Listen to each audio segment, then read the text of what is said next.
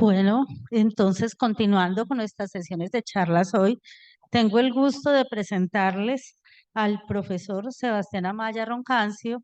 Él es ingeniero físico y magíster en física de nuestra sede. Es en ingeniería. Es doctor en física de la Universidad Nacional de San Luis, Argentina. Realizó una estancia postdoctoral en la Universidad Nacional de Córdoba, Argentina, y también realizó una estancia postdoctoral con nosotros aquí, con la Universidad Nacional de Colombia, sede Manizales. El profesor trabaja y es fuerte en trabajos teóricos experimentales y especialmente en DFT. También quiero decir que pues fue miembro de uno de nuestros grupos de investigación y sigue siendo miembro del grupo PCM Computational Application, que es de nuestra sede, y pues tengo el agrado de presentar su charla titulada Modelos multiescala aplicados a la física y química de materiales. Adelante, profesora Maya.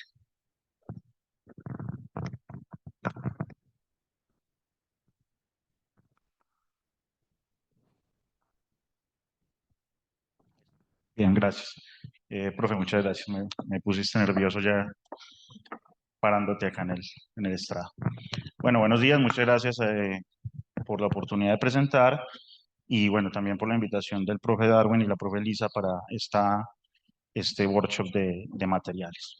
Entonces, bueno, voy a hablar un poco acerca de modelos multiescala aplicados a la física y la química de superficies, aprovechando precisamente que estamos en el primer workshop de materiales en física, química y biología. Y la idea sería entonces mostrar algunas ideas de lo que es un modelo multiescala, a mostrar también algunas bases de lo que son los modelos multiescala, algunos ejemplos y aplicaciones que hemos llevado a cabo en conjunto con la profe Lisa, con el profe Darwin y con varios de ustedes en este grupo de investigación. Entonces, bueno, vamos a hablar de física. Empecemos con esta imagen. Como pueden ver, es una muchacha.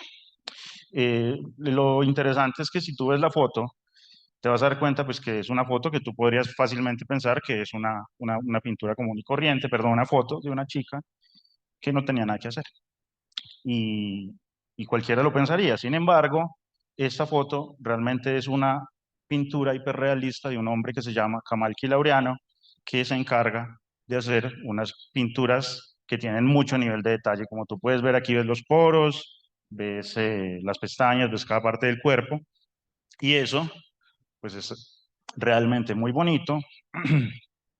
Pero ¿qué ocurre? Ocurre que si tú ya no quieres hacer eso, sino que quieres, digamos, modelar o dibujar o pintar una gran cantidad de personas, tú ya no puedes llegar a este nivel de detalle, porque sería muy poco útil. Entonces tú recurres a otro tipo de técnica en la cual utilizas o tomas mm, rasgos que te dan, digamos, la mayor expresión de la persona y lo efectivizas o lo haces mucho más útil para poder describir, por ejemplo, en este caso, una hermosa tarde de verano en Europa, ¿no? Y si no, cuando ya son muchas las cantidades de personas que ya no puedes utilizar ni siquiera este tipo de técnicas, recurres a algo como esto en el cual tú les pones cabeza, manos, pies y les pintas el color del pelo o de la piel. Y eso es la característica suficiente que necesitas para poder modelar el sistema, ¿no? En este caso, encuentren a Willy, ¿no? Que está acá, míralo acá. Bueno, eso sería la idea de un modelo multiescala, ¿no? Entonces, el modelo multiescala, por ejemplo, en el caso de la biología, sería empezar a hacer una pintura al principio muy detallada de lo que tenemos en un sistema. En este caso, por ejemplo, tenemos una molécula y esa molécula requiere de una técnica muy sofisticada, en este caso mecánica cuántica, y con la mecánica cuántica tú extraes información química muy fundamental de esa molécula. Es decir, estás dibujando a la mona, ¿no? Pero ¿qué pasa? Que tú ya después no puedes hacer eso a un nivel un poco mayor, porque tú necesitas ver cómo interactúan esas moléculas. Entonces lo que tú haces, en ese caso particular, sería tomar alguna información de acá y llevarla a un modelo un poco mayor, como en este caso a simulaciones atomísticas, dinámica molecular o otros, y con esa ves algo un poco más grande, como por ejemplo interacción entre esas moléculas o con ellas en la superficie. Y si quieres seguir subiendo en el nivel, ahora ya tomas algo un poco más sencillo, es decir, ya estas moléculas pueden ser solamente esferitas y modelas algo así como una membrana, y con toda esta información tú ya pasas a los diseños de ingeniería en los cuales puedes modelar, por ejemplo, membranas. ¿Está bien? Eso sería aplicado a la biología. En el caso, por ejemplo, de la catálisis, creo que acá hay gente de catálisis, de biología y de todo este tipo y de materiales en estado sólido. Hacemos lo mismo, digamos, modelamos la molécula y su interacción en una superficie con DFT o con un sistema básico o muy detallado. Extraemos la información de cuánta energía se requiere para la reacción química y después hacemos un modelo, por ejemplo, en el caso de este paper, de Monte Carlo cinético.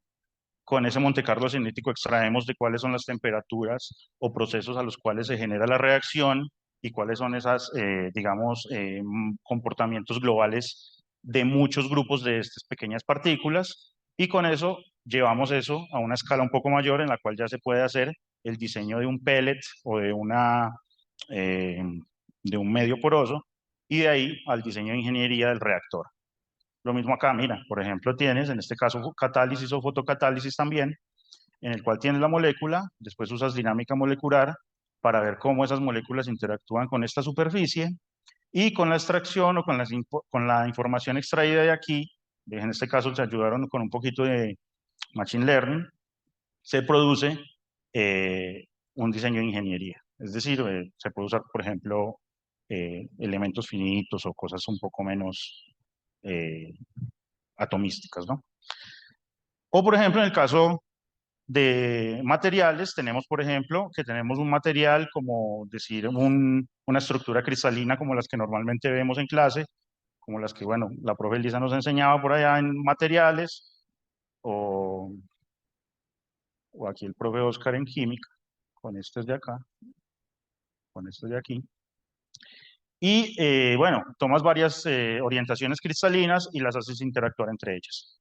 ¿Y qué puedes extraer desde el DFT con eso? Puedes extraer las tensiones interfaciales, puedes extraer la estructura cristalina del material y con esas tensiones, con el estrés, con el strain o con toda esta información que tú extraes desde los modelos básicos, puedes llevar y decir, bueno, entonces si yo tengo esta orientación cristalina en este dominio o en este tamaño de grano y otra orientación en este tamaño de grano, la tensión superficial o las tensiones interfaciales de la estructura van a generar, digamos, una ruptura del material y esa va a ser esta. ¿Está bien? Entonces, fíjate que tú, a partir de modelos mecánico-cuánticos o atomísticos, extraes información del continuo.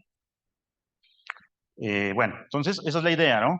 La idea es aprender un poco de mecánica cuántica y entender la información que puedes extraer de ahí. Después esa información llevarla a una estructura que pueda entender una persona en su general manera un experimental. El problema es que tú también tienes que entender el experimental. Y con eso extraes información que les va a ayudar a ellos a ir a modelos mayores, ¿no? Eh, bueno, esto es a lo que particularmente me dedicaría yo, a aprender lo mejor que se pueda de esto, aprender lo mejor que se pueda de esto, lo mejor que se pueda de esto. Y lo malo es que no puedo aprender toda la química del material, toda la física del material, porque para eso hay científicos que se encargan y hacen su vida en eso. Entonces, como no puedo aprender todo eso, lo que me encargué fue a aprender a entenderlos. Entonces, bueno, mira, por ejemplo, acá tenemos la teoría del funcional densidad, porque es importante, porque ella te da una información, como dice aquí, sorprendentemente acorde con lo que obtienes de la experimentación. Por ejemplo, acá hay un ejemplo de este paper en el cual ellos, a partir de observaciones, si mal no recuerdo, de rayos X, construyeron la densidad electrónica de una molécula eh, y esta sería la distribución de los electrones de esa molécula y al mismo tiempo generaron una eh, distribución espacial de la densidad electrónica de esa misma molécula, pero con DFT y como pueden ver, si yo hago así, o sea, si la miro rápido, para mí es lo mismo, ¿no? Si mira rápido esto, es una persona. O sea que es como que bastante útil y suficiente para hacer en detalle una molécula.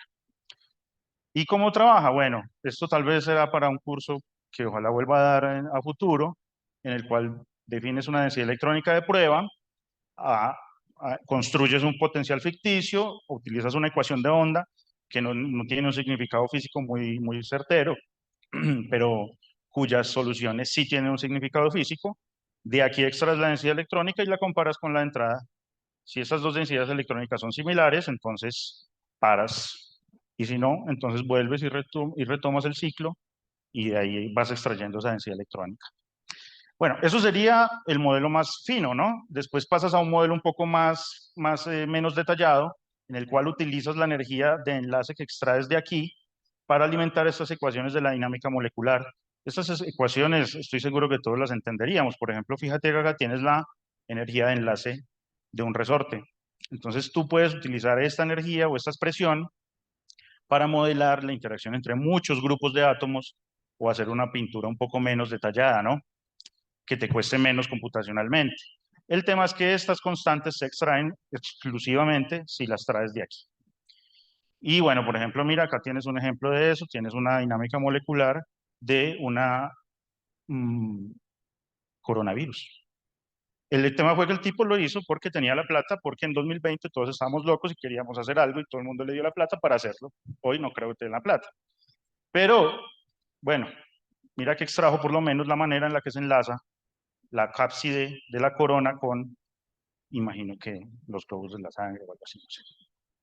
Bien, eso sería dinámica molecular. Sin embargo, el problema es que si tienes muchos átomos, tienes mucho movimiento. Y si tienes mucho movimiento, tienes mucho ruido.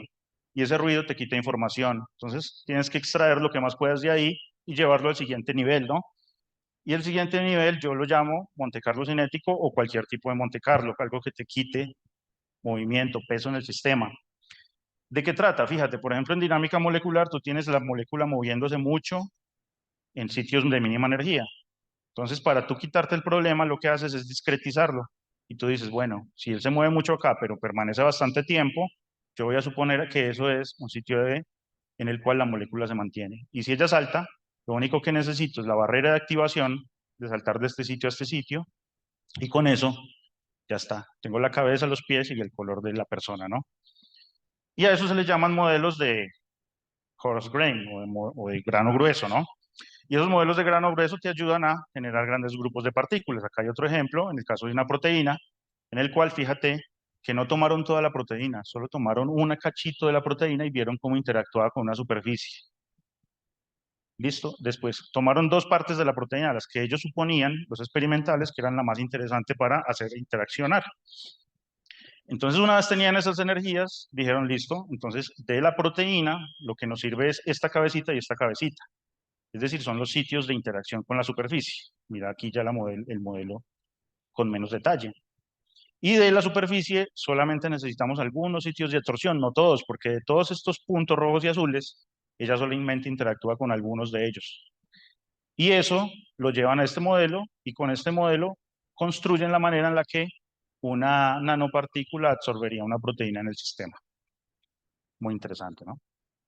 Bien, entonces eso sería más o menos la idea de un modelo multiescala. Ahora voy a mostrarles un poquito de los resultados que hemos hecho. En el caso, por ejemplo, de este paper, esto lo hicimos con la Universidad Nacional de San Luis. Ellos hicieron una funcionalización de un material de carbono. Y bueno, no sé si está Cristian, pero él hablaba de liberación de fármacos. Esto es una aplicación de eso. Entonces, cuando uno sale de ingeniería física, uno dice, bueno, ¿y qué le ofrezco al mundo, no? Yo sé mucho, pero no sé nada. Entonces uno dice, no, bueno, lo que me va a tocar hacer es empezar a ver qué es lo que tiene la gente y ofrecer cómo puedo solucionar esa necesidad. Entonces, la idea era esta, fíjate. En estos materiales de carbono tienen cefalexina, que es un antibiótico, y ese antibiótico requería, por lo menos según su necesidad, ser entregado lentamente. Entonces ellos hicieron dos cosas. Primero fue absorber la cefalexina en carbono y después funcionalizarla con esa molécula que se llama APTES y poner la cefalexina.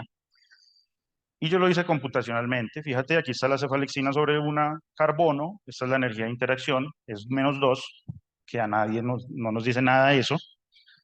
Y esta sería la superficie cuando pones el APTES. Entonces ahora lo que haría sería poner este cefalexina sobre el APTES y ver qué ocurre.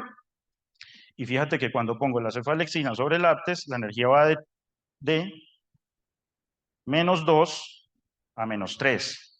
Y entre más negativa es una energía, es más estable.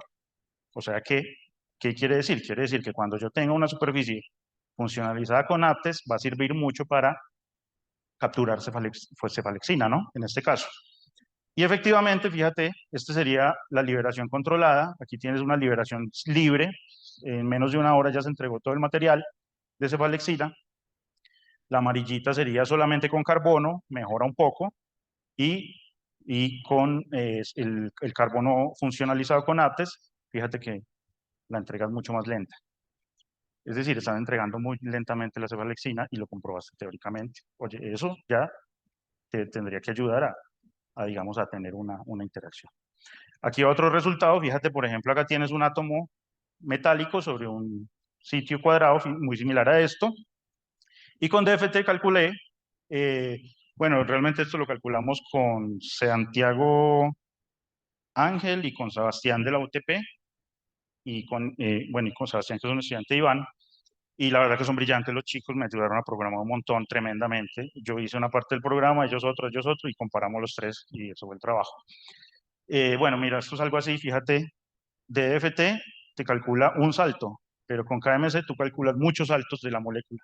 Entonces tú puedes ver cómo se van formando clústeres metálicos sobre la superficie a partir de un cálculo.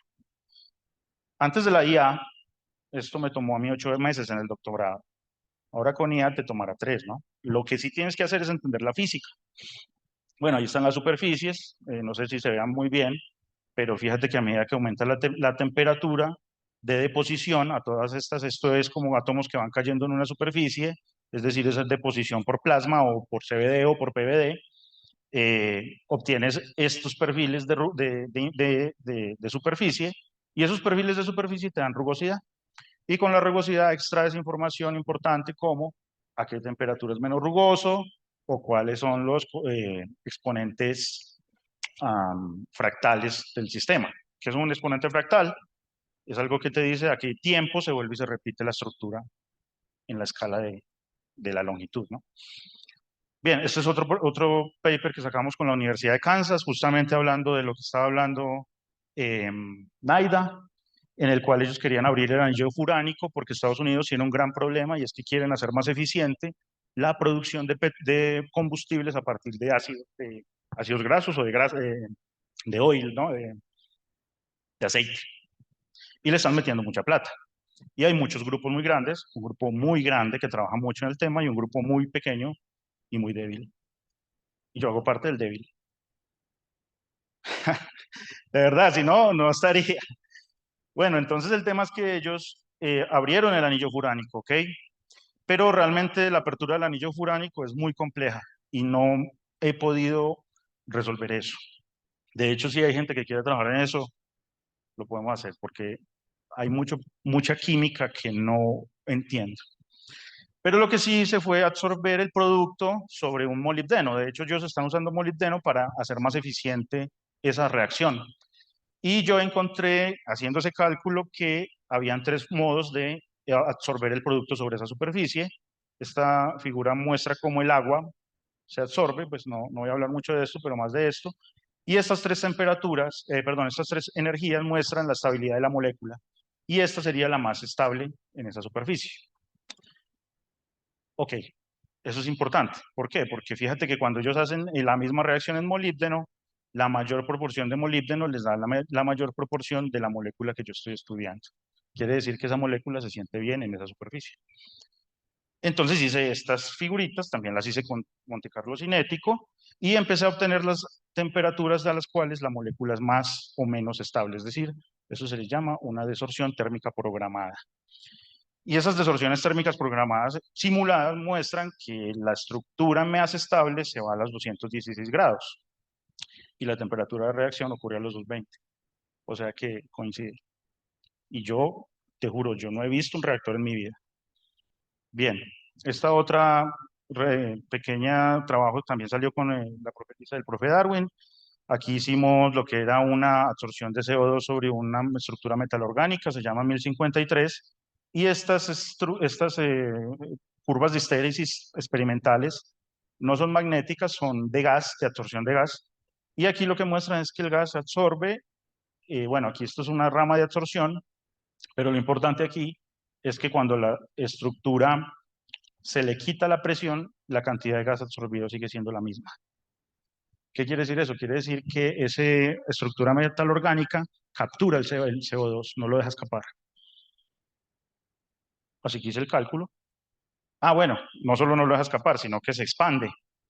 Así que hicimos el cálculo, pusimos 0, 1, 2, 3, 4, 5 partículas de CO2 en esa estructura y fue aumentando el tamaño del radio. El radio es como la distancia que existe, o bueno, el diámetro es la distancia que existe entre el ligando metálico de la estructura metalorgánica. Y no hice, bueno, hice algo más de termodinámica, pero no entró en el paper. Y eso era todo hasta ahí. Y después una serie de trabajos que hicimos con Darwin y la profe Lisa, que yo creo que solo ella es la profe Lisa, en el cual el profe Darwin hacía bastante PEO para tratamiento de aguas. De aquí sacamos varias conclusiones muy interesantes. A mí la que más me gustó fue esta, en la cual ellos con el XPS vieron absorción de cromos o de varias especies de cromo, pero lo interesante es que esas especies de cromo las identificó el XPS, pero el químico piensa que es una moleculita que está ahí volando. Lo extraño es que yo calculé, bueno, esto lo calculamos acá, la molécula flotando sobre la superficie y la energía no era muy buena, era como de menos un electronvoltio. Esto es casi una fisisorción. Pero después pusimos la molécula sobre la superficie y con hidrógenos o hidroxilos superficiales, a eso se le llaman ácidos de Bronsted, si no estoy mal, y esos ácidos se ligaban al metal. Bueno, ahí no se ven muy bien, al metal de cromo. Y esta especie, cromo, por ejemplo, cromo hidroxilado, sería esta que ven aquí en el XPS. Y una cosa muy bonita fue que él decía, bueno, después de que lo tratábamos con cromo, le pasamos el, la- el cuchillo y que mantenía ahí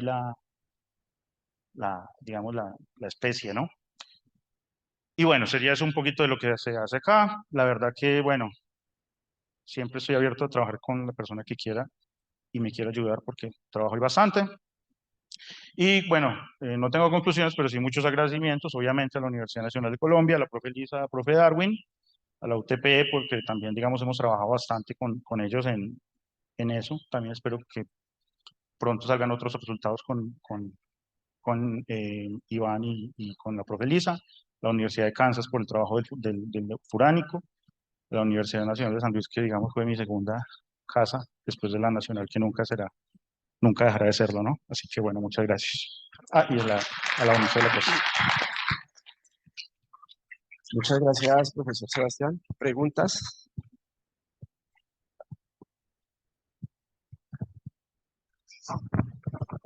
Muchas gracias por la exposición, muy buena. Quería preguntarle dos cosas. Una, los metales, como se van creciendo, la multiplicidad del spin es muy complicada. ¿Cómo Ok. la maneja? Y la segunda, en dinámica molecular, cuando se maneja, a veces se afecta la estructura. ¿No les ha afectado de pronto alguno de los resultados porque se va moviendo? Sí, bueno, aquí bueno, no sé si me estás hablando de estas, ¿no?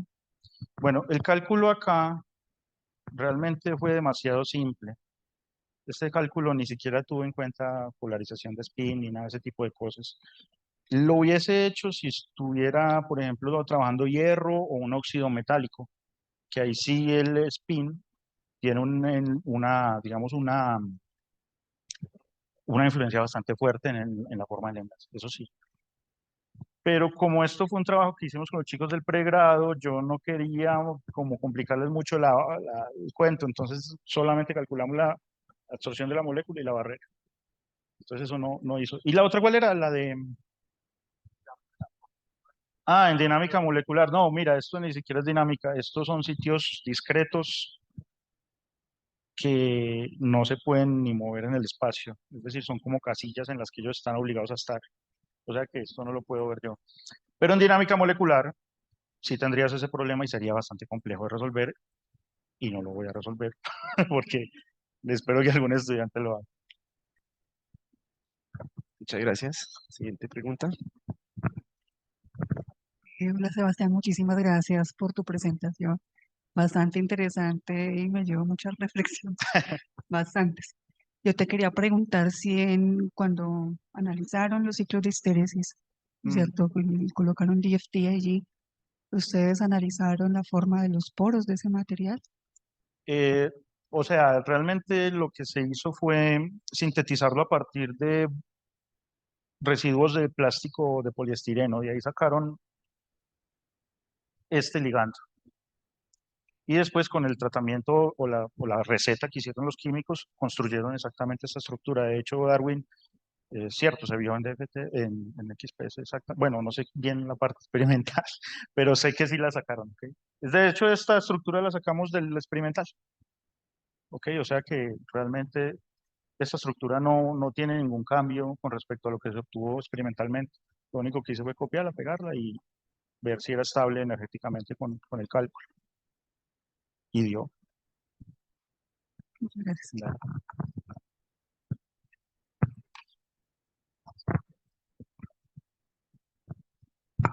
Profe, buenos días. Una pregunta. ¿Qué tan difícil es trabajar con materiales policristalinos o materiales amorfos? Ok, bueno, eso, eso sería solamente un trabajo. Bueno, si es amorfo, yo no te recomendaría mucho, depende del tipo de amorfo. Si, por ejemplo, fueran polímeros, te aconsejaría polímeros pequeños. Pero si fuera, por ejemplo, cristales, yo también te aconsejaría tomar o hacer estudios solamente solo de una fase, después de otra, después de otra, después de otra, y después combinar o hacer pequeñas combinaciones. Con Iván Arellano tenemos un trabajo de eso precisamente, bueno, que espero, no voy a hablar mucho, pero cuando salga espero poder sacar o algunas conclusiones.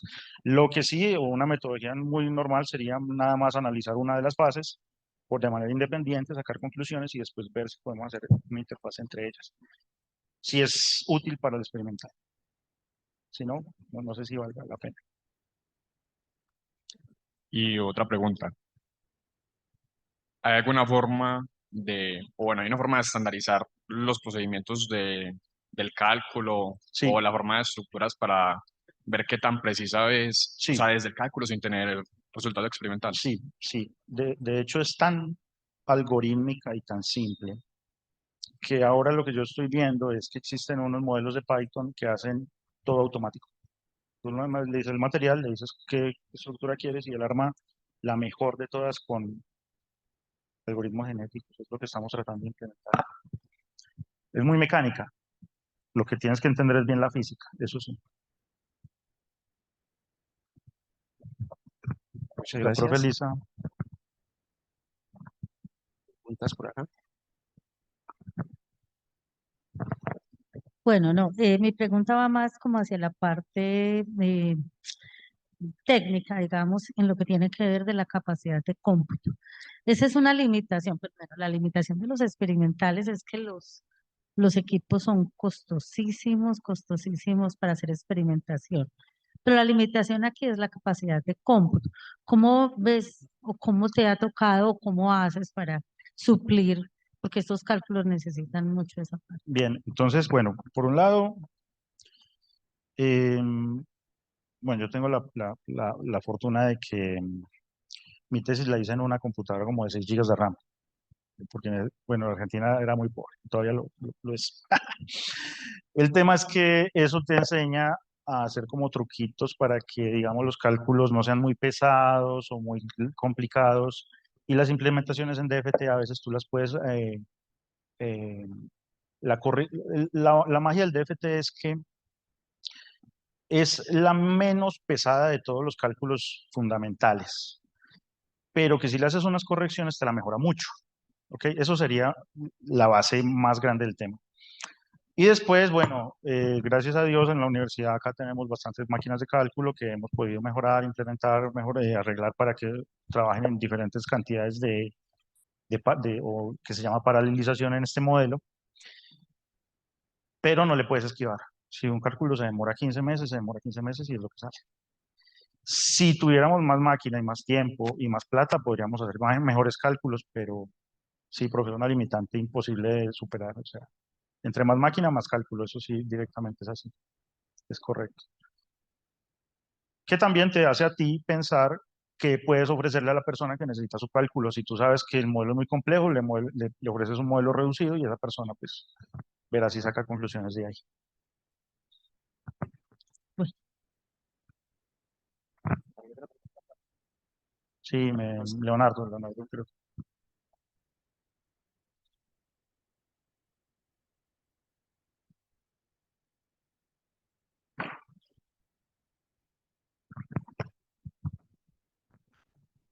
Bueno, más que todo en la parte de cuando cambias si vas a hacer una unión entre átomo y la superficie, y cuando lo haces con clúster, ahí en la diferencia en los cálculos que cambian.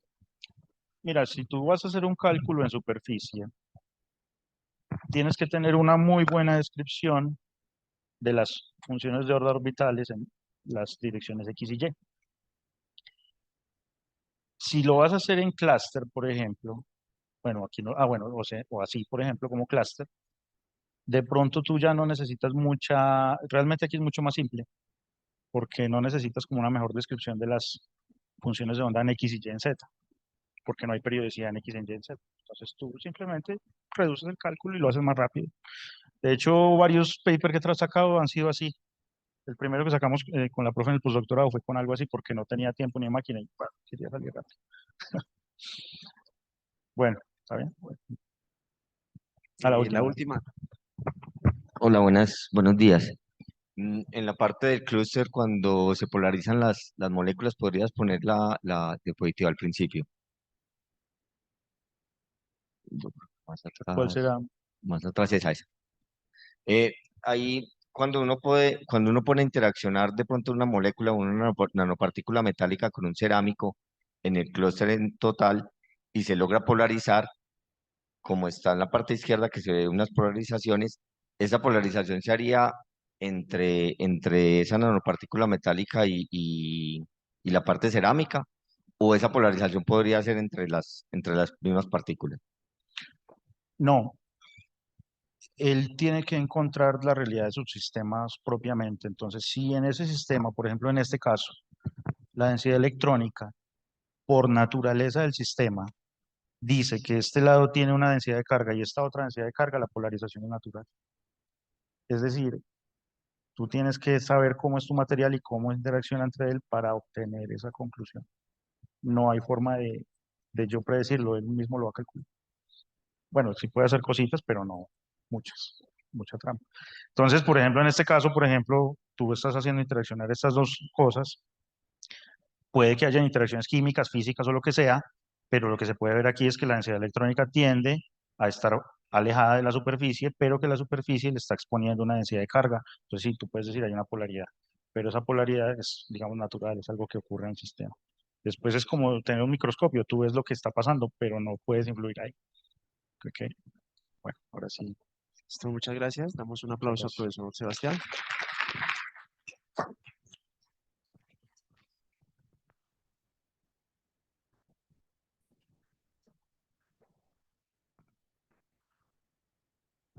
Bueno, continuando con nuestro ciclo de conferencias, tengo el gusto de presentarles a el doctor Carlos Andrés Díaz Vargas. Él es licenciado en Biología y Química de la Universidad de Caldas, magíster en Química de la Universidad de Caldas, doctor en Ingeniería Química de la Universidad Nacional Sede Manizales, es investigador de los grupos de investigación Laboratorio de Física del Plasma y Procesos Químicos Catalíticos y Biotecnológicos, y también de PCM Computational Application. Es profesor en este momento catedrático de Bioquímica, Biología Celular y Microbiología en el Departamento de Ingeniería Química y en este momento funge como director científico de Interfaz, Centro de Desarrollo Tecnológico e Innovación. Bienvenido y pues adelante, Carlos. Gracias, profesora Elisa. Buenos días para todos. Bueno, vamos mientras estabilizamos la presentación aquí, quiero agradecer a los organizadores por permitirnos estar y contar la historia de un proyecto en ejecución del Sistema General de Regalías, que efectivamente pues se ha venido desarrollando durante los casi ya 3 años y estamos en estado de finalización.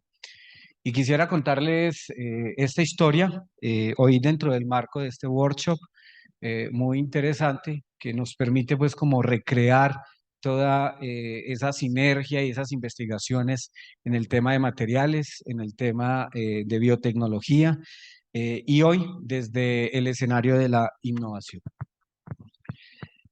Vamos a hablar de interfaz entre la innovación y el desarrollo tecnológico. Específicamente, he planteado un contenido en 3 etapas. Uno es contarles sobre innovación y desarrollo tecnológico, por lo menos un contexto desde lo conceptual, hablar de la línea de tiempo del proyecto del Sistema General de Regalías y hablar de interfaz propiamente como centro de desarrollo tecnológico. Entonces, en primer lugar, digamos que cuando nosotros hablamos de innovación, generalmente es un concepto que pareciera nuevo en principio, pero hay una línea de tiempo que hace que lo antecede y es específicamente sobre el emprendimiento tecnológico. Adam Smith en 1776 habla de la riqueza de las naciones sobre un componente de innovación y transformación que permite generar cambio social y una dinámica política incluso que puede generar un impacto sobre esos escenarios. Luego, Karl Marx, en 1867, con todos sus postulados y todo lo que tiene que ver con sistemas, bueno, tal vez hablando en contra de los sistemas capitalistas, habla del conocimiento tecnológico y explica la evolución socioeconómica de esa sociedad capitalista, pero empieza a hablar de ese conocimiento tecnológico y de evolución de ese conocimiento. Luego, Schumpeter en 1934, ya abordando todo ese concepto, introduce el concepto de innovación tecnológica, buscando transformar el pensamiento del mundo de la investigación científica y empieza a hacer unos aportes bastante interesantes. Y luego, Henry Schowitz, espero pronunciarlo bien, y bueno, esto no lo pronuncio, lo dejo ahí. Habla del concepto de la triple hélice en los 90, que es la articulación universidad-empresa-estado. Y digamos que desde lo conceptual, pues nos encontramos con que el emprendimiento tecnológico sienta sus bases desde siglos anteriores y eso nos ha permitido pues como empezar a construir. Así que cuando nosotros hablamos de innovación, no necesariamente estamos hablando de un concepto nuevo, aunque eso signifique generar procesos de desarrollo que nos implica transformar lo que se tiene y generar calidad de vida, tal vez. Cuando hablamos de emprendimiento tecnológico, estamos hablando de que este existe cuando los desarrollos en la ciencia o en la ingeniería constituyen una oportunidad para el surgimiento de una empresa, mercado, clúster o industria. Entonces, el emprendimiento tecnológico en ese sentido está referido en estos desarrollos en ciencia, que generalmente todo lo que hemos hablado y todo lo que hemos conversado en los últimos, en las últimas conferencias, es una gran cantidad de conocimiento, pero venga, ¿y cómo lo aplicamos o lo llevamos a la práctica para generar procesos de desarrollo e implementación para transformar sistemas de mercados, clúster o la industria en sí misma? Entonces, cuando nosotros hablamos de innovación, de entrada decimos que no existe un único concepto o un concepto unificado de lo que significa la innovación, pero sí podemos hacer aproximaciones y aproximaciones muy interesantes, planteando que la innovación es un proceso de generar y aplicar ideas, pero también, además de aplicar ideas, es aplicar soluciones, servicios o productos nuevos o mejorados con el objetivo de satisfacer necesidades y resolver problemas, pero problemas reales dentro del contexto social y que pueda generar impacto en el desarrollo de los países, de los territorios. Así que la innovación, visto desde otra perspectiva, es transformar conocimiento en procesos reales de intervención social. Cuando nosotros hablamos de la innovación, hay un ciclo, se presentan, empiezan